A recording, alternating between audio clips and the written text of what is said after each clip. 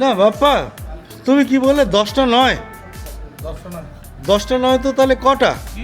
বাপ্পা বললো 10টা নয়, আমি বললাম কটা বাজে? বাপ্পা বললো 10টা নয়। বাপ্পা বললো 10টা নয়, তো আমি বলছি তাহলে কত? তাহলে 10-10। বটু, তুমি কি বলতে চাইছো? আমি শোনো, আমি তো ব্ল্যাক কফিতে ফেভার করি না, আমি কি এই হোয়াইট কফি ফেভার করি। যদি একটা হয় কোনো অসুবিধা নেই। তাহলে কালো গরুর দুধ কোথায় পাওয়া যায় কালো সেটা একটু সকালবেলা দেখে নেবো। তোমরা যা দেবে তাই খাবো। না, তুমি তো হোয়াইট কফি বললে না। ওই দেখো দেখো, বিশ্বের দাম ওজন নিয়েছে। এটা পিং করে না না, আমি তো আমি এটা পিং করে আমি আমি শোন, আমি একটু কফি ব্ল্যাক হোক আর হোয়াইট হোক একটু এনজয় করি। কালকে Good night. সকালবেলা হ্যাঁ, রুটি, বেগুন ভাজা, আলু ভাজা খেয়ে বেরোবো। আর না না, সেটা তুমি আমাদের কি খাওয়াবে সেটা বল। একটা কথা আমার আছে, একটা কথা। আরে বলো বলো বলো। একটা কথা হলো, ঘুরতে আসো কিন্তু নেশা করে একদম নেশা করো না। করাটা হ্যাঁ, ভালো না, নেশা করাটা ভালো একদম একদম, হ্যাঁ, নেশা করা ভালো। গুড মর্নিং, আজকে আবার জার্নি শুরু করছি। এখন 8:30 বাজে, আর এই 8:30টায় শুরু করলাম। আজকে ডেস্টিনেশন হচ্ছে আগ্রা। দেখা যাক আজকে আগ্রায় কটায় পৌঁছোই। তো বটু ওরা বলছিল যে রান্না করবে, এবং বটু এবং বাপ্পা রান্না করবে বলছিল, কিন্তু রাস্তায় হবে না। আর বেনারসটা দেখার ইচ্ছা আছে। তো চলুন স্টার্ট করা যাক। আমাদের যাওয়ার ডেস্টিনেশন ছিল হচ্ছে আপনার না, আমাদের আগ্রা ছিল ডেস্টিনেশন। এখন একজন বললো যে বেনারসটাও ঘুরে যাব, বাবার কাছে হয়ে ঘুরে যাব। সেই জন্য আমরা টার্ন করে বেনারসের দিকে যাচ্ছি। জানি না আগ্রা আজকে পৌঁছতে পারবো কি না, কারণ এখানে তো টাইম লাগবে, অ্যাটলিস্ট 3-4 ঘন্টা 5 ঘন্টা তো টাইম লাগবেই। তো আমরা এখন বেনারস ঢুকছি। তো দেখতে থাকুন বেনারসে আপনারা কি কি আমরা দেখছি। আমরা এখন একটা সংকীর্ণ ব্রিজ পাস করছি আর কি, ব্রিজের উপর দিয়ে যাচ্ছি। ব্রিজটা প্রচণ্ড সংকীর্ণ, এবং এখান থেকে বাস বা লরি এই জাতীয় বড় গাড়ি কিছু পাস করতে পারবে না। আমাদের মতো ছোট গাড়ি একমাত্র পাস করবে। পাশে রয়েছে একটা বেশ বড় সড়ো জংশন।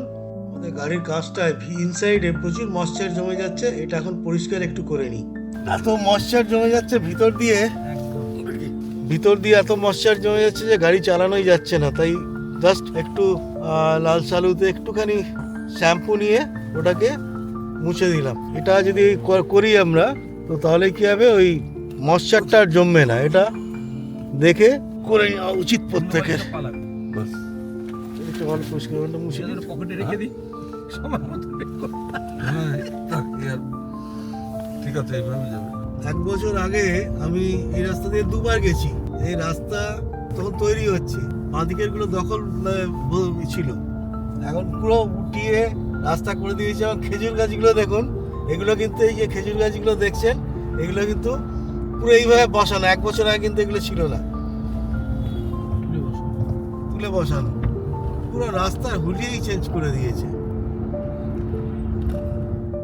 আমরা এখন নমঘাটের ওখানে যাচ্ছি। আমরা যে ব্রিজটায় উঠছি, আমরা উপর দিয়ে যাচ্ছি, আর নিচে দিয়ে কিন্তু ট্রেন লাইন দেখতে পাচ্ছেন। আমরা ওদিক থেকে আপনারা দেখতে পাবেন আরো ভালো। এটা ডাবল টেকার ব্রিজ। আমরা উপরে যাচ্ছি, আর নিচে রেল।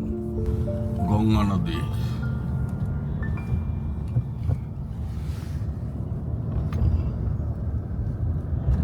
এই সেই ডবল ডেকার ব্রিজ, যেটা দিয়ে আমরা এখনই ক্রস করলাম।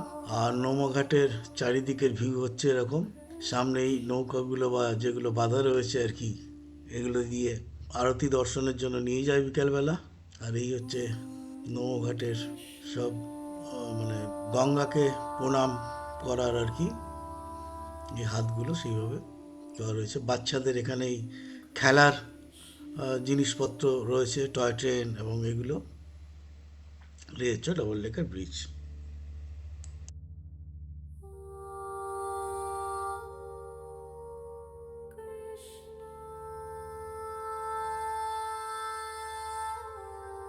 এখান থেকে বেশ ভালো লাগছে। এখন বোঝা যাচ্ছে যে ডাবল ডেকার ব্রিজ, যে নিচে দিয়ে ট্রেন যাচ্ছে, আর ওপর দিয়ে যে রাস্তাটা দিয়ে আমরা আসলাম। কুম্ভঘাট থেকে আমরা এখন চলেছি বাবা বিশ্বনাথ দর্শনে। এটা বাবা বিশ্বনাথের 4 নম্বর গেট।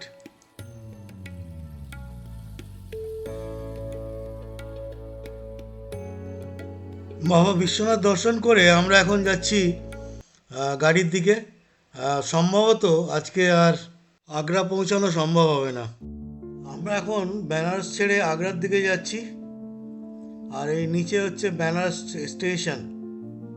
বেনারসে যারা 5-7 বছর আগে এসছেন আর এখন আসলে পুরো চিনতেই পারবেন না।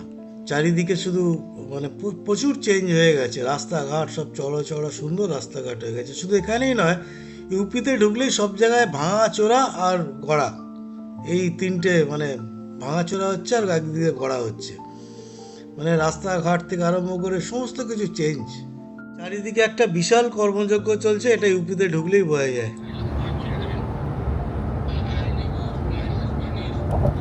জাপানে চালাচ্ছি তো। আমরা আগ্রা যাওয়ার পথে কানপুর থেকে এখন অনেকটাই দূরে রয়েছি, তো অনেকক্ষণ ধরে ঠিক রেস্টুরেন্ট পাচ্ছিলাম না খাবার। তো এখন বাপ্পা আর বটু দুজনে মিলে এই জায়গাটা ঠিক করে রান্নার সরঞ্জাম নিয়ে বসে গেছে এখন রান্না করতে। আমি জানি না এরা কখন রান্না করে খাবে, যদিও বটু অনেক এক্সপার্ট। তো এরাও জায়গা করে দিল সুন্দর রান্নার। এখানে জল ঢেলে পরিষ্কার করে দিচ্ছে, মানে যাতে ধুলো না ওড়ে, ঝাঁটা দিয়ে সাফ করে দিচ্ছে। খুব হেল্পফুল আর কি। তো দেখা যাক কতক্ষণের মধ্যে রান্না রেডি হয়। বিশ্বাস দেবেন মুসুর ডাল ধুচ্ছে। এই কিন্তু এত হড়বড়ি করে আমার একদম এটা পক্ষপাতী নয়। এবার দুজনে মিলেই জোর করে এটা। আসলে মনে হয় দুজনেই রান্না করতে খুব ভালোবাসে। আর এপাশে পুরো গ্রিন ক্ষেত, বাচ্চারা ঘুরি ওড়াচ্ছে। তো সুন্দর একটা জায়গায় রান্নার সরঞ্জাম নিয়ে বসেছে, সবাই কাজে ব্যস্ত। আমি শুধু এই কাজটা ভালোভাবে পারি না, ম্যাগি রান্না ছাড়া। না, এই ভাত ডাল করতে পারি, কিন্তু এত এদের মতো ফার্স্ট পারি না। বিশ্বাসদা তো ডাল স্পেশালিস্ট, সুতরাং ডাল রান্না করছে বিশ্বাসদা। ও ডাল ফ্রাই, তাই তো? ডাল ফ্রাই হচ্ছে। আর কী হবে বটু, আমাদের কী খাওয়াবে? আর আজকে ডাল ফ্রাই, আলু সেদ্ধ, ডিম সেদ্ধ, বাস। আর কি, এটাই হবে আমাদের খাওয়া। আমি রাস্তায় দাঁড়িয়ে এই বিশেষ করে লাঞ্চ টাইমে আর কি, লাঞ্চটা রাস্তায় দাঁড়িয়ে ওই লাঞ্চ তৈরি করে খেয়ে তারপরে যাওয়ার একদম বিরোধী। কিন্তু আমরা বাবা বিশ্বনাথ দর্শন করে তারপরে ফিরছিলাম। ফিরতে ফিরতে যেটা হলো যে বটু আর বাপ্পা জবরদস্তি গাড়ি দাঁড় করিয়ে নেমে গেল লাঞ্চ রেডি করতে। তো দেখি লাঞ্চ কী কী রেডি করছে। আমরা রয়েছি এই হাইওয়েতে, আর এই হচ্ছে আমাদের গাড়ি। আর লাঞ্চে কী কী হচ্ছে দেখে নিই। ওই যে আমাদের কুক বটু প্রদীপ চক্রবর্তী। বটু আজ কী কী রান্না হচ্ছে বলো? আজকে ভাত, ডালটা একটু ফ্রাই হচ্ছে মশলাপাতি দিয়ে। তার সঙ্গে আলু সেদ্ধ, ডিম সেদ্ধ। এবার আলুটাকে মাখা হবে একটু ঘি দিয়ে, সব কিছু দিয়ে চপ্পচস্য করে খাওয়া হবে। তো দেখা যাক খেয়ে কেমন টেস্ট হয়েছে। আমি হেল্পার কিন্তু বাপ্পা অনেক হেল্প করেছে। আমাদের ক্যামেরাম্যান হেল্পার যদি ঠিক না থাকে কোনো কাজই ভালো হয় না। একদম হেল্পার সলিড হতে হবে। আমাদের খাওয়া দাওয়া কমপ্লিট। এবার টেবিল পরিষ্কার করব আর উঠে যাব গাড়িতে। ওকে, আমাদের এই জায়গাটা দিয়ে পরিষ্কার টরিষ্কার করিয়ে হেল্প করলেন এই ভদ্রলোক। क्या नाम है आपका? কৌশল লাল। আর ইনি আদেশ কুমার। আর এই আদেশ কুমারের দোকান। আর এখান থেকে আমরা এই আর কি সব অর্গানাইজ করে দিল, এই ডিম দিল। তো এখানে খুব সুন্দরভাবে আমাদের আজকে ওয়ান টাইপ অফ পিকনিক হয়ে গেল। তো চলো, থ্যাংক ইউ সব লোকগুলো, থ্যাংক ইউ। এখন 3:45 বাজে। আর কানপুর থেকে আমরা রয়েছি প্রায় 200 কিলোমিটার পিছনে। সুতরাং আগ্রা পৌঁছানো তো যাবেই না, ইভেন কানপুর পৌঁছতে পারবো কিনা সন্দেহ আছে। কারণ সন্ধ্যার পর তো আর গাড়ি চালাবো না, মানে সূর্য ডুবে গেলে না চালানোরই চেষ্টা করি।